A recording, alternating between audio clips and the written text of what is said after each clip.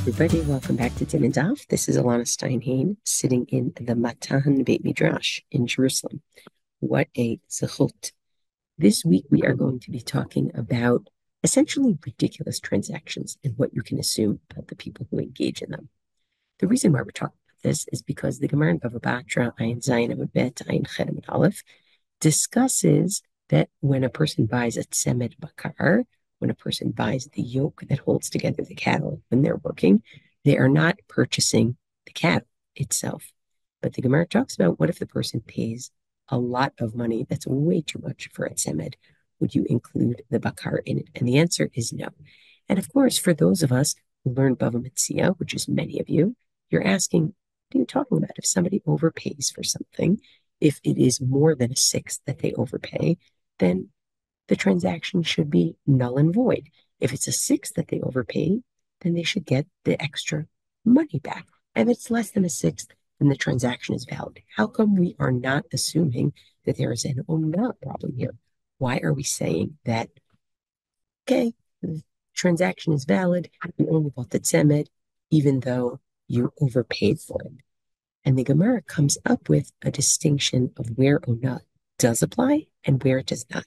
So the Gemara in Ayin Chet says, Ki Omer Rabbanan ona'ah uvitul mekach, when Chazal say that there's such a thing as ona'ah, and the money should be returned, the extra money, or the sale is invalidated, that's בכדי שהדעת טועה.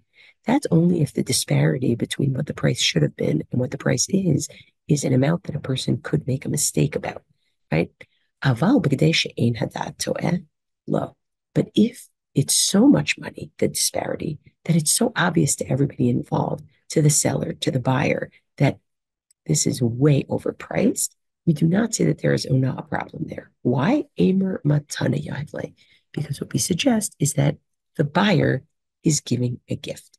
Now, that is a really interesting suggestion because, first of all, it relies on a concept called kol t'nai shebemamun kayam.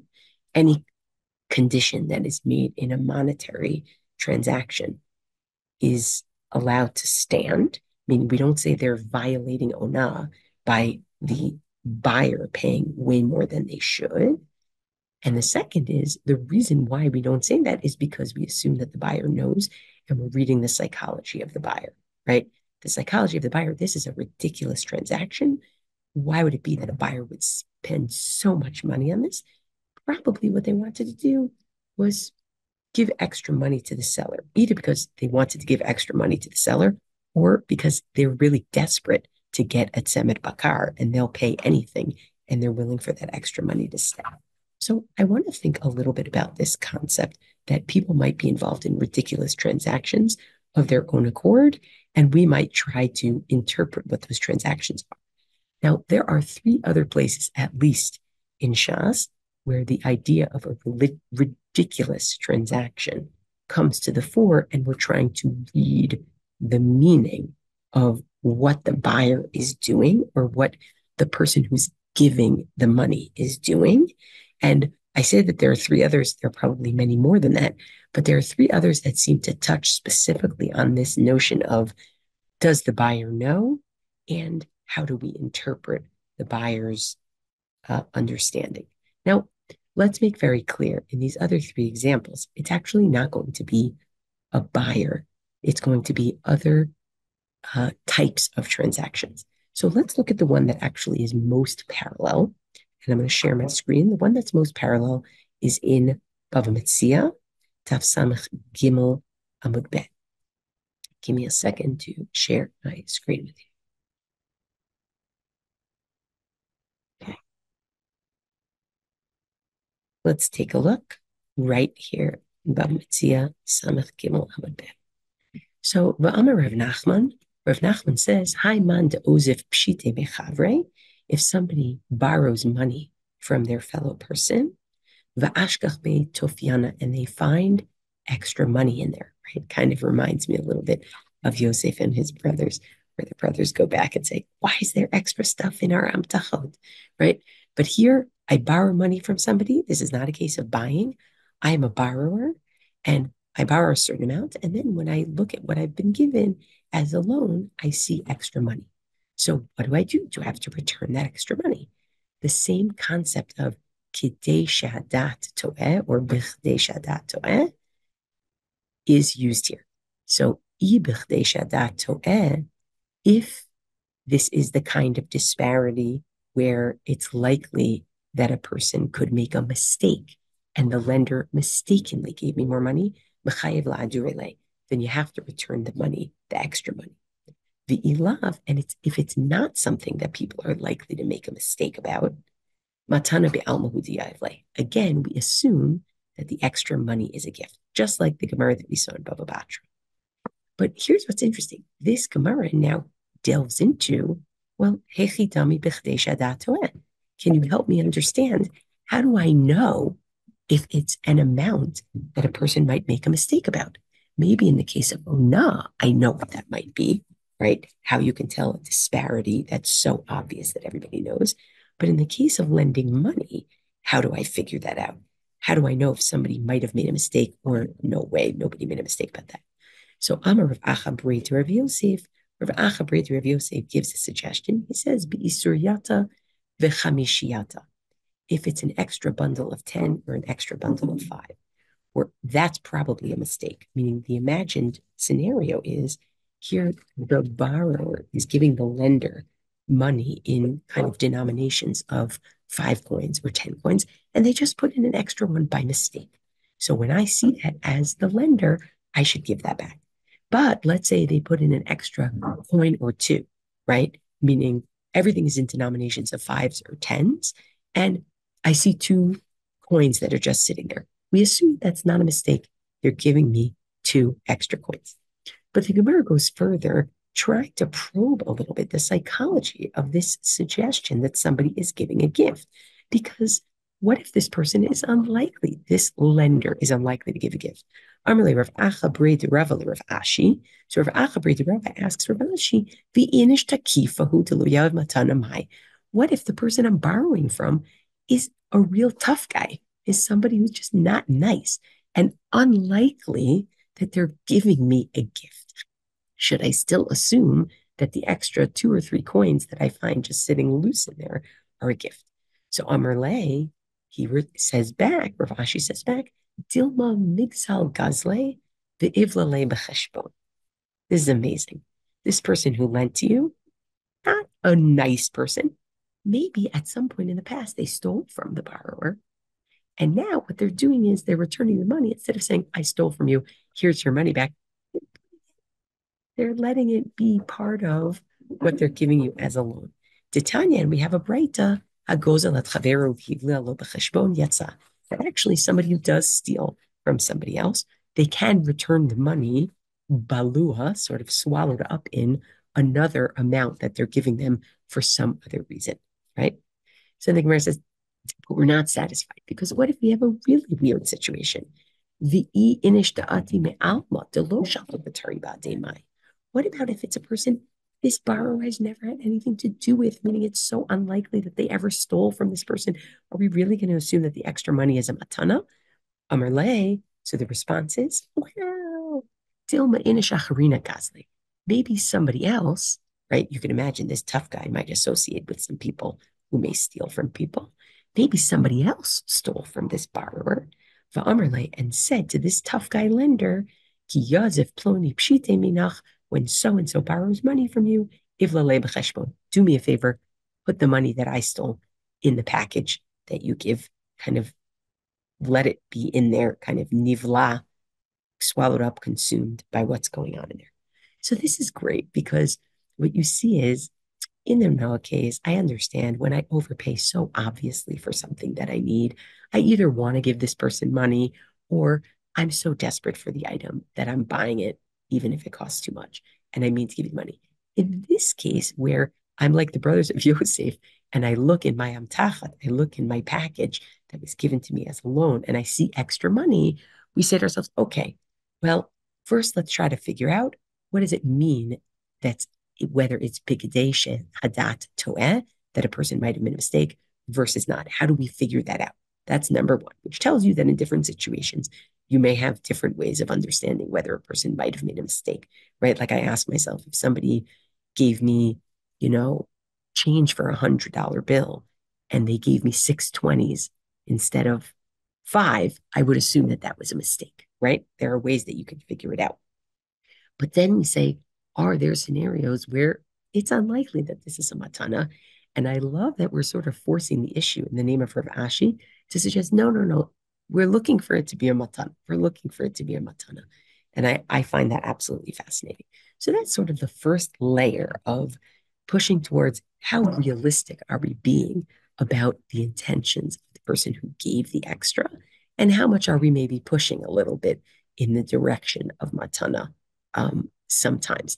And I do think that what this speaks to is a kind of situation where there's either an awkwardness around figuring out whether it was a mistake, or perhaps the worry is that you're going to lose the money if you ask about it, better not to ask, right? Or maybe there's even a situation where it's not really going to look great if you come back and say, I have extra money here. And they might say, well, how'd you get that extra money, right? There could be all sorts of reasons why they wouldn't talk to each other. Of course, the easiest way and the best way would be to clarify, but in the absence of that ability to clarify, or in the absence of it being positive, a positive development to be able to clarify, right? So that's just a little bit about either the psychology of the one giving the extra money, or the psychology that we presume on their behalf, right? So you have to wonder, when we are presuming a certain psychology on their behalf that seems a little bit dachuk, that seems a little bit forced, what are we really saying about sort of the public policy implications, and that perhaps we're actually doing this for public policy reasons, and not only because this is what we necessarily really think the giver is doing. But there are two more examples in Shas where actually it's not so clear. They're both ridiculous transactions, right? I wouldn't say that this loan situation is so ridiculous. It's just sort of exaggerated, but they're ridiculous transactions. And in these ridiculous transactions, instead of it just being very clear that we say, well, it's a ridiculous transaction, everybody knows, and therefore the money is a matana, there's actually a machloket between Rav and Shmuel. They don't both agree that the money is a matana. Rav seems to think consistently in both cases that the money is a pikadon, is a deposit. The assumption on the part of the person giving the money is that they're going to get the money back, and that they're actually asking the person they're giving the money to guard their money, as opposed to Shmuel, who goes with what basically we've seen up until now, which is the money is a matana. And I want to look at their machloket, because I think looking at their machloket, and especially trying to look at Rav's opinion, it gives us a little bit of an insight into, okay, how far are we going to go with this matana business, right? Where are the places where we're going to say, actually, that's not really the way we're going to interpret it.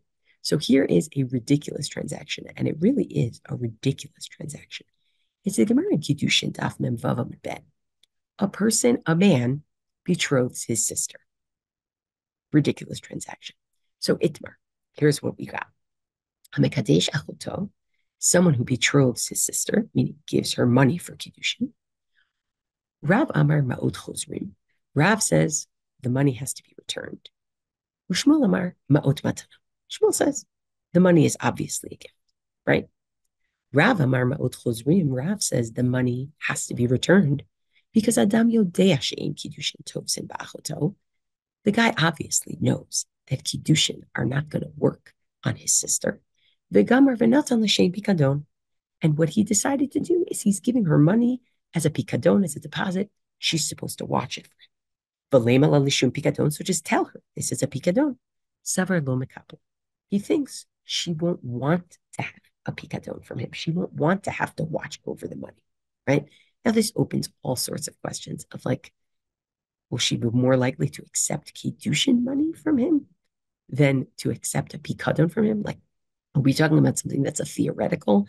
What exactly is going on here? And also, when is she going to give that money back exactly? So there's a lot here that feels a little bit abstract, but in terms of the principles that are at play, Rav says sometimes when a person gives something that clearly doesn't belong in this transaction, what they're doing is they're just giving a deposit and they expect it back.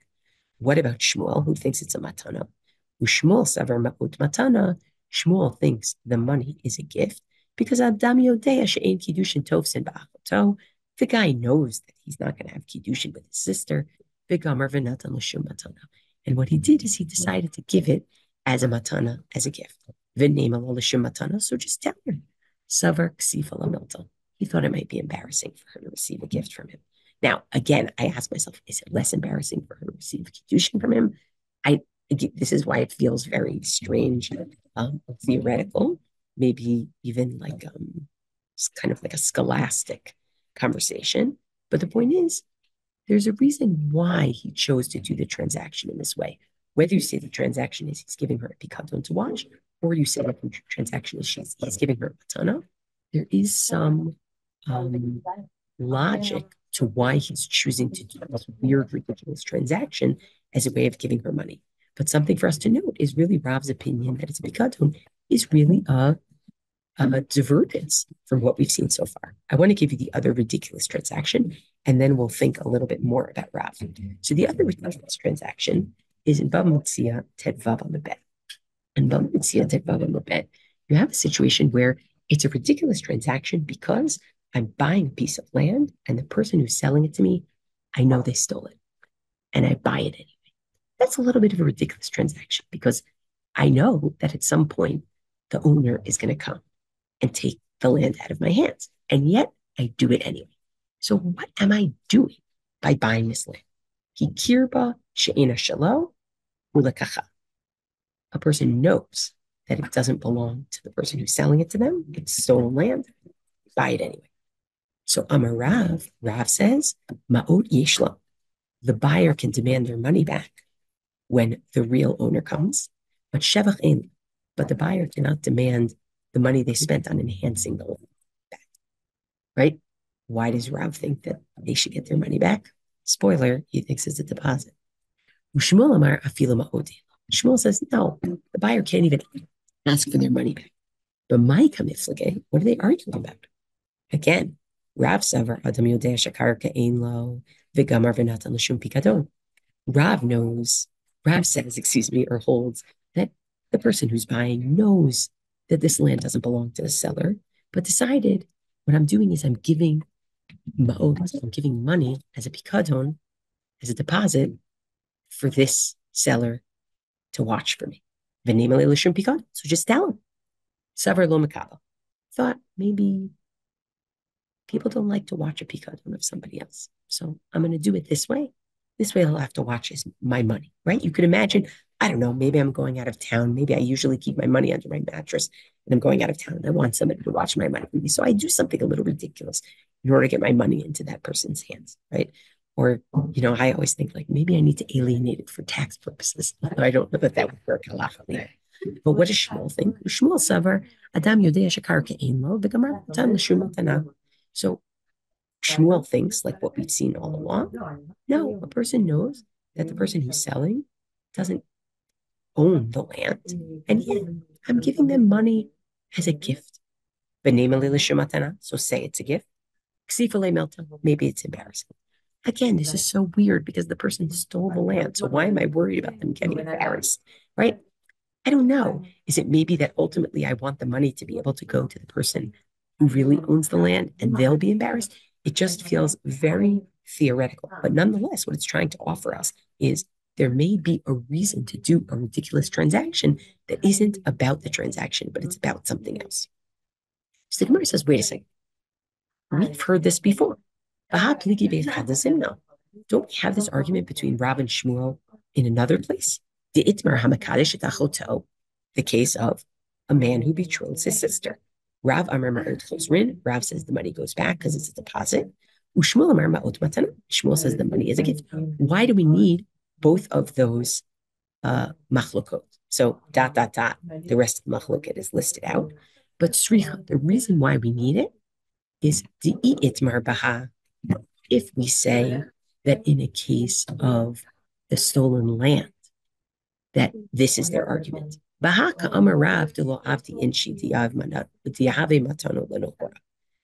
understand Rav saying it's a deposit in the case of buying stolen land, because people don't just give money away to random people, to non-relatives, to strangers.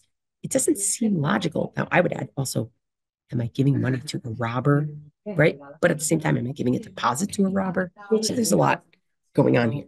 But maybe when it comes to a person betrothing their sister, maybe Rav would agree with Shmuel and say, nah, it's not a pikadon. You're giving a gift to her because that makes sense. It's your relative. You would want to give a gift. And if you say that their argument is in the case of the sister, maybe only in the case of the sister does Shmuel think that the money should be considered a gift. But in the case of the land, maybe he would agree with Rav that it should be a pikadon. This person is a non-relative. I'm not giving them gifts. Therefore, tzricha we need both. Right? So we're getting a little bit more into the logic of the question of gift versus pikadon, right? Just like in the Gemara earlier, we were getting into the logic of would somebody be likely to give a matana? So here we're getting to the logic of would somebody be more likely to give a matana or more likely to give a pikadon, right? But this already, the explanation of Rav, or the perspective, I should say, of Rav seems to be complicating our general idea that when somebody seems to be giving extra of their own accord and they know about it, we assume it's a matana. And Rav says in these two ridiculous cases of a person who is mekadesh achoto, a man who betroths his sister, or a person who buys land that they know is stolen, that in those situations, we assume that it's a pikadon. And I want to understand, and Rishon want to understand, why is it that Rav says pikadon in these cases, and we don't either argue on him from our original case in Bava Batra of I paid a lot extra for my temet and we assume it's a matana, or we don't argue against him from our original case in Bava Metzia. The lender gave me extra money and we assume that it's a matana and we don't have to return it. What's the difference between these cases of mekadesh achoto or hikir b'she'ena shelo ulekacha, the case of betrothing the sister, or the case of buying stolen land, that Rav says that a pikadon is more likely in terms of what's going on, a deposit. So Tosfot and the Ritva say similar things to try to understand Rav's logic and why he wouldn't say the same in our two original cases. And I think it actually brings to the fore something important, which is what I want to end with. So we're looking at number 5. Omer Rivam, so Rav Yitzchak ben Meir says, we can't argue from the case of paying too much for the tzemed bakar of your own accord being a matana against Rav, the Amar Beperak Ha'isha, who says in the case of Mekadesh Achoto, Adam Yodeh She'en Kiddushin Tovsim B'Achoto, V'Gamar V'Natan L'Shem Pikadon. We can't argue why doesn't Rav should say matana because here it's a matana, so in Mekadesh Achoto it should be a matana. Why? Because in the case of Mekadesh Achoto, somebody who betroths his sister, Ein Hamasa Kayam Kol Ikar. It's like the whole transit, the whole action is null, right? There's no kiddushin that takes place.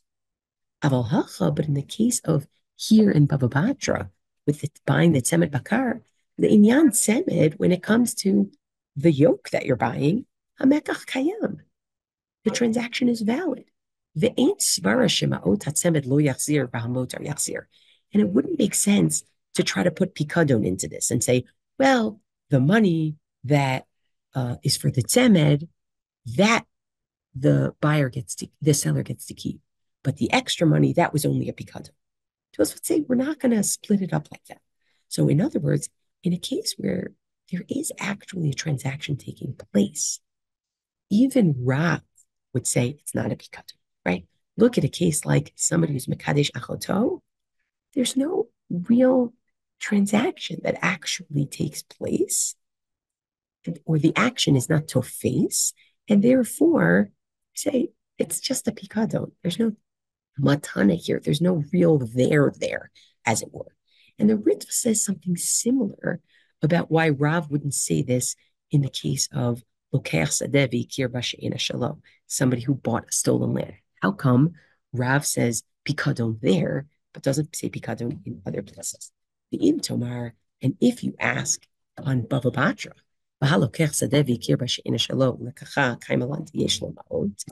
what about Rav's opinion that it's just a pikadon in the case of buying stolen land? How come we don't apply that in the case of buying a tzemed bakar for too much and just say it's a pikadon, right? Yesh lomar, the possible answer is the shiny hatam. It's different in the case of buying a stolen sadeh.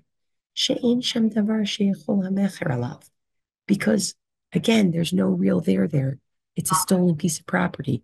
It doesn't actually belong to the buyer. And therefore, we can't say, oh, the money is a matana. The money for what? The seller doesn't have the possibility to sell it, right? It doesn't belong at all. And therefore, and therefore, Rav says, it's just a pikadon. It's not, the money doesn't belong. So what do we have here in sum? What we have here is kind of an interesting case of both psychologizing, public policy, and what's possible.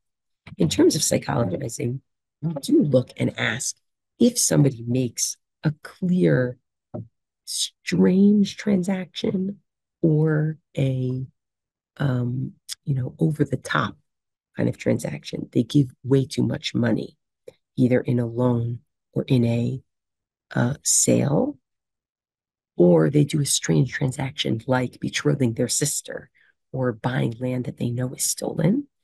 We try to psychologize and think, what are they actually doing? They actually giving money as a matana? They actually giving money as a pikadon, right? That's number one. Public policy wise, we also sometimes say, even if we're not sure that they would really mean it this way, it seems that sometimes we force the issue, as in a case of somebody who likely wouldn't give you a matana if they were giving you a loan, but maybe they stole from you in the past and they're putting extra money in, or they're doing it for somebody else, right? And that seems to be a little bit more public policy oriented. And the third, I would say, we actually try to figure out what's possible. Is it even possible to say that the money is a matana? If you're talking about a transaction like someone betrothing their sister or somebody who is buying land that's stolen, if there's no there, can you even say that the money is a matana? Even if they want to give you a matana, can you even say it, right?